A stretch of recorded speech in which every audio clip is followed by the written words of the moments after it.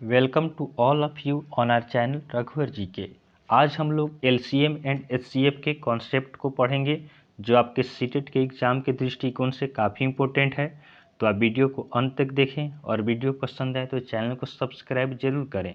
तो चलिए आज का क्लास हम स्टार्ट करते हैं। हमारा फर्स्ट पॉइंट है मल्टीपल अर्थात गुणज। तो मल्टीपल किसे कहा जाता है? तो वे संख्याएं जो किसी दी गई संख्या से पूर्णतः आपका विभक्त हो जाए उसे क्या कहते हैं? उस नंबर का मल्टीपल कहते हैं। जैसे हमें 5 का मल्टीपल लिखना हो तो 5 का मल्टीपल से आप याद रखेंगे कि टेबल इसका। तो 5 का मल्टीपल क्या होगा? 5 का मल्टीपल आपका 5 हुआ, 10 हुआ, 15 हुआ, 20 हुआ, 25 हुआ, इस तरह। उसके बाद अगर आपसे पूछा जाए कि 4 का मल्टीपल लिखना है तो 4 का मल्टीपल क्या होगा? 4 होगा, 8 होगा, 12 होगा, 16 होगा, 20 होगा, इस तरह। तो मल्टीपल आपका क्या होता है? मल्टीपल उस नंबर का टेबल होता है। बस आप साधारण इतना याद रखेंगे, बस आपको मल्टीपल का काम हो जाएगा। तो मल्टीपल में ज़्यादा कुछ हमें समझने की आवश्यकता नहीं है। मल्टीपल क्या होता है? मल्टीपल वह नंबर होता है जिससे क्या हो, दिया गया नंबर आसानी से कट जाए। जैसे 5 से डिवाइड करेंगे तो 10 कट जाएगा, 15 भी कट जाएगा, 20 भी कटेगा, 25 भी कटेगा। तो क्या है, ये सभी आपका 5 के मल्टीपल हो गए। और यहाँ पे 4, 8, 12, 16, 20 यह आपका 4 का मल्टीपल हो गया। नेक्स्ट पॉइंट को देखते हैं। हमारा अगला पॉइंट है फैक्टर। तो फैक्टर क्या है? तो इसमें भी क्या होता है, जैसे हमें 12 का फैक्टर निकालना है तो फैक्टर क्या होता है? वह नंबर जो क्या हो, दी गई नंबर को आपका पूरा पूरा विभाजित करे, उसको क्या कहते हैं? इस नंबर का फैक्टर कहा जाएगा। जैसे 12 का फैक्टर लिखना हो तो 12 आपका 1 से कटेगा, 2 से कटेगा, 3 से कटेगा, उसके बाद आपका 4 से कटेगा, उसके बाद 6 से कटेगा और 12 से कटेगा। तो यह क्या हुआ? यह आपका 12 का फैक्टर हो गया। एक बात ध्यान देंगे कि 1 क्या होता है? तो 1 is the factor of 1 is the factor of every number. तो 1 आपका क्या होता है? सभी नंबर्स का फैक्टर होता है। सभी संख्याओं का आपका गुणनखंड 1 होता है। 1 से आपका हर संख्या में हम डिवाइड कर सकते हैं। जैसे आपसे पूछा जाए कि आपको 10 का क्या लिखना है? फैक्टर लिखना है। तो 10 का गुणनखंड क्या होगा? तो 1 से कटेगा, 2 से कटेगा, 5 से कटेगा और 10 से कटेगा। तो गुणनखंड क्या होता है कि जिस नंबर का हमें गुणनखंड निकालना हो, देखेंगे कि वह संख्या किन किन नंबरों से कटता है। जिस जिस नंबर से वह संख्या कट जाएगा वही क्या होता है? उस नंबर का आपका फैक्टर होता है। नेक्स्ट पॉइंट को देखते हैं। हमारा अगला है एलसीएम बाय फैक्टर मेथड। हमें गुणनखंड विधि द्वारा क्या करना है? एलसीएम निकालना है। तो चलिए एक एग्जाम्पल से इसको समझते हैं। हमारे पास एक प्रश्न है, जैसे हमें 15, 25 और 60 का क्या करना है? एलसीएम निकालना है। तो यहाँ पर हम किस मेथड से सीखेंगे? फैक्टर मेथड द्वारा सीखेंगे। तो देखिएगा 15 का फैक्टर क्या होता है? 15 का फैक्टर आपका निकालेंगे तो क्या हो जाएगा? 3 से जाएगा 5 बार में, 5 से गया 1 बार में। तो 15 का फैक्टर आपका हो गया 3 इंटू 5। उसके बाद 25। तो 25 का इस तरह निकालेंगे तो 25 का आपका 5 से जाएगा, उसके बाद फिर 5 से गया 1। तो 25 का 5 इंटू 5 हो गया। 60 का निकालेंगे तो 60 का क्या हो जाएगा? 60 का आपका हो जाएगा इसी तरह 2 इंटू 2 इंटू 3 इंटू 5 हो गया। अब देखेंगे कॉमन यहाँ पे देखेंगे, जैसे यहाँ पे क्या है? 3, 5 कॉमन है, 5 कॉमन है। उसके बाद ध्यान देंगे यहाँ 3 है और यहाँ पर 3 है।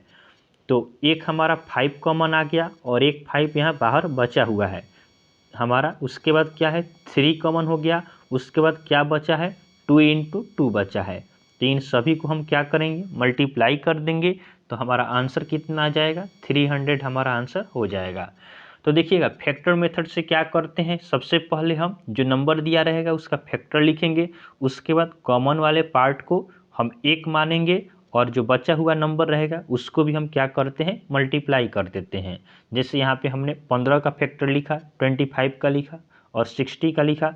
कॉमन वाले पार्ट को हमने सिंगल माना है, जैसे 3 तो 5 है, इसको हमने 1 माना। यहाँ क्या है? 2 3 है तो इसको 1 3 माना और बाकी बचे हुए नंबर को भी इसमें मल्टीप्लाई कर दिया। तो यह क्या निकल गया? यह हमारा फैक्टर निकल गया। नेक्स्ट क्वेश्चन को देखते हैं। हमारा अगला पॉइंट है एलसीएम बाय डिवीज़न मेथड। हमें क्या करना है, डिवीज़न मेथड द्वारा हमें एलसीएम निकालना है। तो डिवीज़न मेथड द्वारा चलिए हम उसी नंबर को निकालते हैं। हमारा नंबर क्या था, 15 था, 25 था और आपका 60 था। इस तरह हम निकाल के चेक करते हैं कि हमारा सही होता है या नहीं। तो डिवीज़न मेथड द्वारा कैसे निकालेंगे, इसको चलिए हम 5 से ही कर देते हैं। तो 3 बार में जाएगा, यहाँ पे आपका 5 हो गया और यहाँ पे आपका 12 हो गया। इसके बाद इसको हम 3 से करेंगे तो 3 1 जा हो गया, 5 का 5 हो गया और 3 4 जा हो गया। अब इसको हम क्या करेंगे, मल्टीप्लाई कर देंगे, 5 × 3 × 5 × 4 कर देंगे। तो चलिए मल्टीप्लाई करते हैं। तो 5 चौका आपका 20 हो गया और 5 3 क्या हो गया, 15 हो गया। तो 15 दूना 30 और 0 का 0 क्या हो गया, 300। तो देखिएगा सेम हमारा आंसर आ गया। तो ये आपका डिवीज़न मेथड द्वारा क्या हुआ, एलसीएम निकालना हमने सीखा। चलिए नेक्स्ट पॉइंट को देखते हैं। हमारा अगला पॉइंट है एचसीएफ बाय फैक्टर मेथड। अब हमें क्या निकालना है, अब हमें एचसीएफ निकालना है। किस मेथड द्वारा, एचसीएफ हमें निकालना है फैक्टर मेथड द्वारा। तो चलिए इसको हम सॉल्व करते हैं एक एग्जाम्पल से। जैसे हमारे पास एक एग्जाम्पल है, 36 हो गया, 12 हो गया, 72 हो गया। इसका हमें एचसीएफ निकालना है। किस मेथड से निकालना है, गुणनखंड द्वारा। तो 36 का गुणनखंड हम उसी तरह लिखेंगे। तो 36 का गुणनखंड आपका हो जाएगा 2 गुना 2 गुना 3 गुना 3। तो इसको हम लिख सकते हैं, 2 2 बार है तो 2 का स्क्वायर हो गया और 3 2 बार है तो 3 का स्क्वायर हो गया। उसके बाद हमारा 12 है तो 12 का हम गुणनखंड लिखेंगे तो क्या होगा, 2 दूनी 4, 4 तिहाई 12। तो इसको भी हम लिख सकते हैं 2 के पावर 2 गुना 3 हो गया, 3 का पावर 1 है। उसके बाद क्या है 72। तो 72 को हम लिखेंगे तो क्या होगा, 2 × 2 × 2 × 3 × 3 हो गया। तो इसको हम लिख सकते हैं 2 का पावर 3 गुना 3 के पावर कितना है, 2 हो गया। अब हमारा एचसीएफ क्या हो जाएगा, एचसीएफ हमारा यहाँ हो जाएगा 2 का पावर 2 हो जाएगा और मल्टीप्लाई हो जाएगा 3 का पावर 1। इसमें हम कॉमन लेते हैं। देखिएगा तीनों में कॉमन क्या है, 2 का पावर 2 यहाँ भी कॉमन है, 2 का पावर 2 यहाँ भी कॉमन है और 2 का पावर 2 यहाँ भी कॉमन है। तो तीनों का कॉमन हम ले लीजिए, 2 के पावर 2। इसमें क्या कॉमन है, 1 3 इसमें कॉमन है, 1 3 इसमें, 1 3 इसमें। इसमें हम क्या करते हैं, एचसीएफ में केवल हम कॉमन वाले पार्ट को लेते हैं। तो हमारा क्या आ गया, 2 का पावर 2 और 3 का पावर 1, इसको मल्टीप्लाई कर देंगे तो 2 दूनी 4 गुना 3 कितना हो गया, 12 हमारा आंसर हो गया। तो इस तरह हम क्या करेंगे, इस तरह हम आपका फैक्टर मेथड द्वारा एचसीएफ भी निकाल सकते हैं। क्या करना है, फैक्टराइजेशन करना है, फैक्टर हमें लिख देना है और जो कॉमन है केवल इसमें कॉमन वाले पार्ट को लेना है जो सभी में क्या हो, कॉमन हो। चलिए नेक्स्ट पॉइंट को देखते हैं। अगला हमारा है एचसीएफ बाय डिवीज़न मेथड। अब हमें क्या करना है, डिवीज़न मेथड द्वारा हमें एचसीएफ निकालना है। जिससे हमें एचसीएफ निकालना हो 12 का, 18 का और 27 का। इसका एचसीएफ निकालना हो हमें किस मेथड द्वारा, डिवीज़न अर्थात भाग विधि द्वारा। तो सबसे पहले हम 12 और 18 का हम क्या करते हैं, एचसीएफ निकालते हैं। तो एक बार में जाएगा, 12 हो गया, 6 हो गया, एक एक आपका कैंसिल हो जाएगा, फिर 12 हो गया, 6 दूना 12 तो कट गया। यहाँ से हमारा एचसीएफ क्या आ गया, 6 हमारा एचसीएफ हो गया। अब जो एचसीएफ आया है उससे हम क्या करेंगे, 27 में हम डिवाइड करेंगे। तो 6 चौका 24 हो जाएगा। यह हमारा आ गया 3 और 6 उतर गया तो 3 दूनी 6 हो गया, कट गया। हमारा एचसीएफ क्या आ गया, फाइनल एचसीएफ हमारा आ गया 3। तो इस तरह हम डिवीज़न मेथड द्वारा हम क्या कर सकते हैं, एचसीएफ निकाल सकते हैं। चलिए नेक्स्ट पॉइंट को देखते हैं। अगला हमारा है HCF and LCM of fraction. अब हम फ्रैक्शन का एचसीएफ और एलसीएम कैसे निकालते हैं।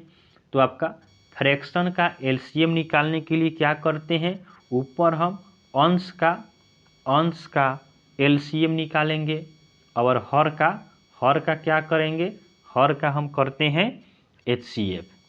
ध्यान दीजिएगा, एलसीएम निकालना हो तो ऊपर एलसीएम नीचे एचसीएफ, और एचसीएफ निकालना हो तो एचसीएफ निकालने के लिए ऊपर एचसीएफ करते हैं और नीचे का क्या करते हैं, डिनोमिनेटर का हम एलसीएम करते हैं। बस आपको इतना ध्यान रखना है, आप आसानी से सॉल्व कर लेंगे।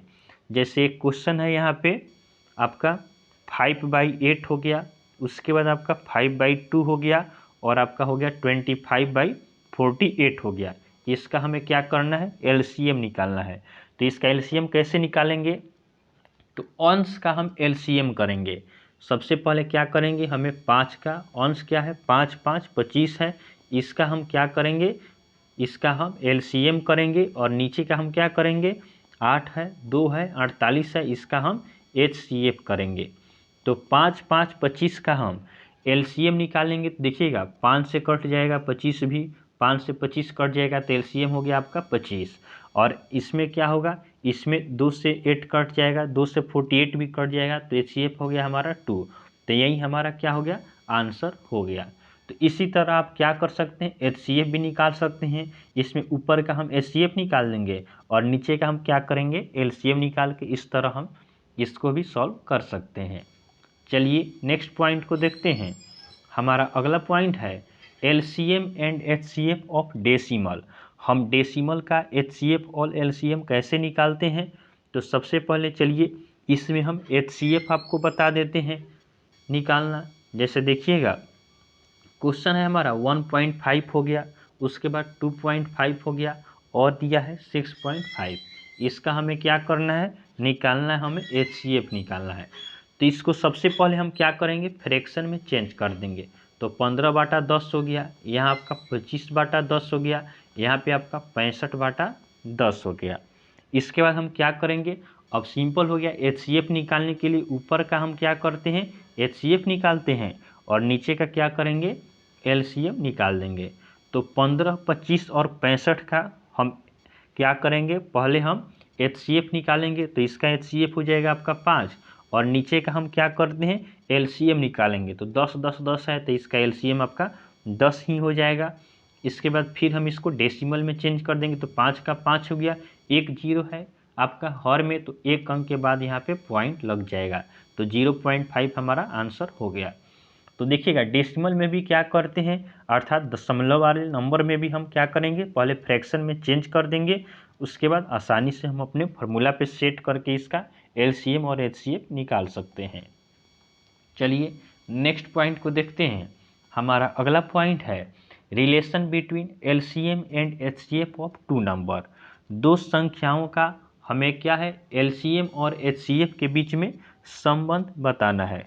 तो ध्यान देंगे, संख्याओं का आपके पास दो गो नंबर दिया हो, ए और बी दिया हो, तो इसके बीच में रिलेशन क्या होगा, तो ध्यान दीजिएगा, इसका रिलेशन हो जाता है और इसका एलसीएम मान लेते हैं दिया हो, एलसीएम हो ए कैपिटल ए और एचसीएफ क्या हो, एचसीएफ हो कैपिटल बी। तो इसके बीच में रिलेशन क्या होता है, इसके बीच में रिलेशन होता है दोनों नंबर्स का आपका मल्टीप्लाई इक्वल होता है इसके एलसीएम गुना आपका एचसीएफ के।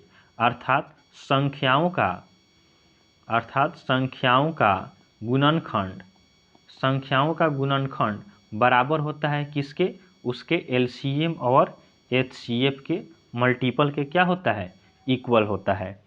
तो आप ध्यान रखेंगे, इस पे भी आप क्वेश्चन को सॉल्व कर सकते हैं। जैसे चलिए इसके आधार पे हम एक क्वेश्चन को सॉल्व करते हैं। जैसे हमारे पास एक क्वेश्चन है कि दो संख्याओं का आपका लसा और मसा अर्थात एलसीएम और एचसीएफ आपका दिया गया है, एलसीएम दे दिया है 360 और एचसीएफ दे दिया गया है आपका 12 और संख्या क्या है, इसमें से 1 नंबर दिया गया है, 1 नंबर आपका दे दिया गया है 72। तो सेकेंड नंबर हमें क्या करना है, निकालना है। तो सेकेंड नंबर क्या होगा, तो सेकेंड नंबर को हम मान लेते हैं x है। तो हमने पीछे क्या पढ़ा है कि दोनों संख्याओं का मल्टीपल अर्थात 72 इंटू एक्स बराबर होगा इसके एलसीएम गुना एचसीएफ के। तो एलसीएम गुना एचसीएफ के क्या होगा, बराबर होगा। तो x का वैल्यू निकालना है, तो x इज इक्वल टू क्या हो जाएगा, 360 गुना 12 हो गया और 72 आके इधर क्या हो जाएगा, डिवाइड हो गया। तो इसको हम कटाएंगे तो हमारा क्या होगा, 12 छक 72 हो गया और 4 1 36, 60 से कट गया तो x का वैल्यू क्या आ गया, 60 आ गया। तो इस तरह हम निकाल सकते हैं इसके बीच का रिलेशन क्या हो गया कि एलसीएम और एचसीएफ के बीच का दोनों संख्या का मल्टीपल आपका इक्वल होता है उसके एलसीएम और एचसीएफ के। तो इस तरह हमने एलसीएम और एचसीएफ के सभी कॉन्सेप्ट को आज पढ़ा है। इसके बाद हम इसका प्रैक्टिस सेट भी करेंगे। तो आपको वीडियो पसंद आया हो तो आप वीडियो को लाइक करें, चैनल को सब्सक्राइब करें तथा अपने फ्रेंड के साथ इसे ज़रूर शेयर करें। तो चलिए आज के लिए हम इतना ही रखते हैं, फिर आपसे नेक्स्ट वीडियो में मिलेंगे। तब तक के लिए धन्यवाद।